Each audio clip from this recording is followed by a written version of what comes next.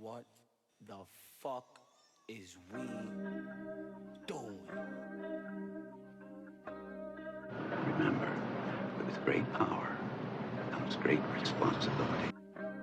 What up, my fellow Knicks fans? This is your guy Marcellus Ease, and don't panic quite yet. Now, ever since the world has seen the video of a police officer committing a heinous act against an American citizen, violating his humanity, pretty much all the NBA teams, except the Knicks and the San Antonio Spurs, had issued out a statement condemning any type of injustice towards people of color or any other citizens by the police. Now, the San Antonio Spurs have gotten a pass, especially throughout the media. It's because they uploaded a bunch of videos on their website talking about some of the injustices people of color face throughout this country. And their head coach, Greg Popovich, has been very vocal on his stance against any injustice of people of color. Now, James Dolan, on the other hand, is definitely getting dragged through the mud, as he should be. But James Dolan is a very compromised man.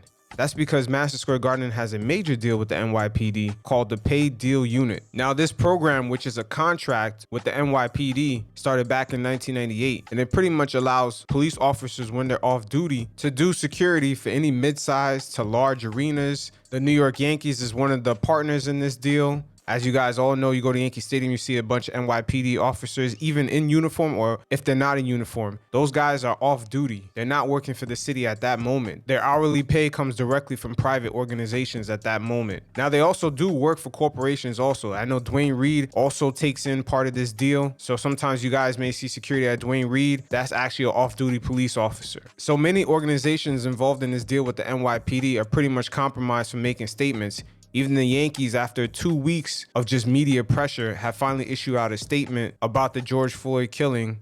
It's because they had to, but they have a major relationship with the NYPD. So going back to James Dolan, at times like these, you got to make a firm stance. And James Dolan chose a cowardly way out by just issuing out a very vague internal memo just about the actions of Madison Square Garden. He kind of made it an individual issue, like it was about him. And that's what a lot of people that don't understand some of the plights other groups or other sexes go through is because they make it the whole situation about themselves. And this is exactly what James Dolan did. He issued out a memo to the employees internally, which was very vague. And then he reissued another statement due to the backlash because employees that worked at Madison Square Garden were not happy about it. They even leaked out the memo to the press. And even in the second statement, it was still pretty vague. Everything became about Madison Square Garden and what they do. And he still didn't mention anything about the injustice that George Floyd faced where he just lost his life. He still didn't address the initial issue and have a firm stance about it. You know, James Dolan, he can't leave things up to interpretation, especially with the Knicks in the middle of a rebranding mode of just changing their overall image. James Dolan is in the crosshairs of the media because his ongoing beef with the New York Daily News has basically activated a chain reaction from the rest of the media companies throughout the country. Like some sort of oligarchy gang, the rest of the media outlets throughout the country, anything that James Dolan does, they sort of magnify it in a negative way. And it has become a major deterrent for players to actually come to the Knicks. It's like an extra hurdle that they have to get over, which is the media,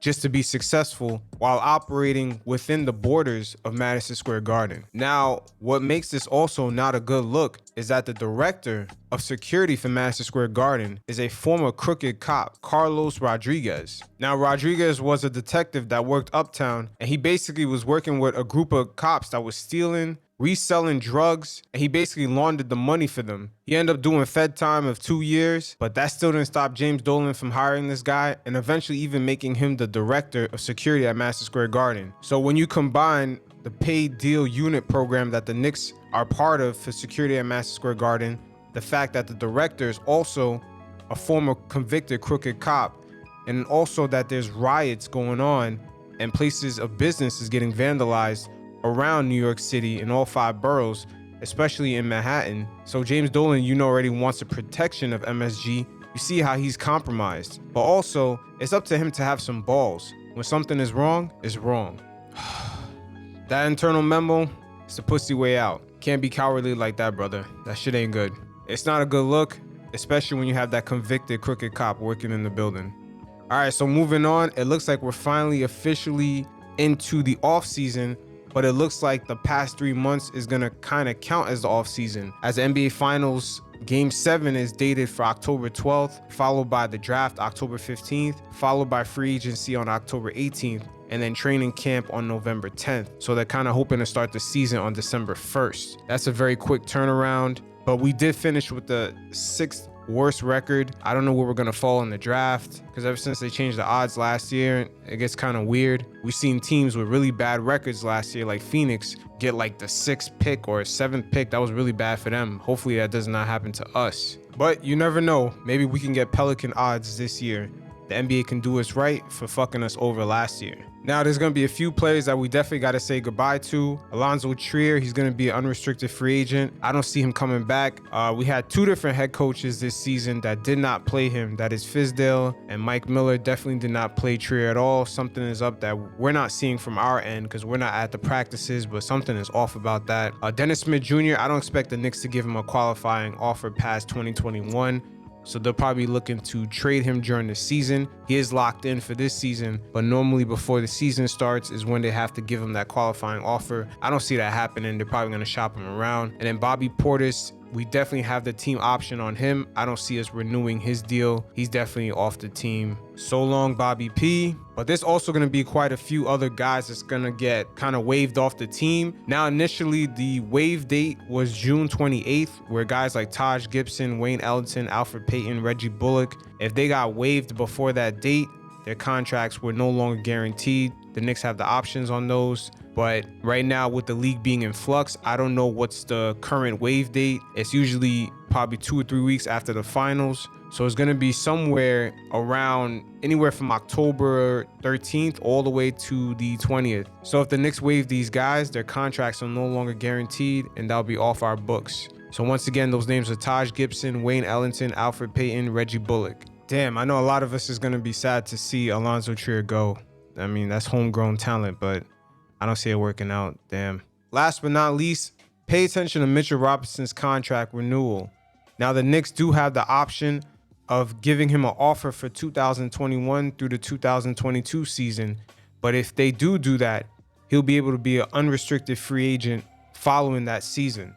But if the Knicks don't give Mitchell Robinson a deal for next year, then he becomes a restricted free agent, meaning that he can go anywhere. If they give him a deal, the Knicks have the chance to go over the cap and perhaps match it. Now, the reason why I said Knicks have the potential going over the cap is that in 2021, the free agency list is really good. So the Knicks, by not giving Mitchell Robinson a deal before next season starts, because that's the deadline. In order to give him a deal for 2021-2022 season, it has to be before the start of next season.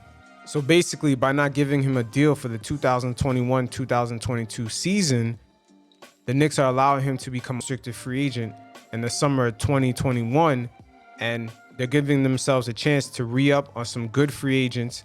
And then if Mitchell Robinson gets a good offer, they're giving themselves a great chance to match it, opposed to signing him for 2021-2022 season and then allowing him to become an unrestricted free agent.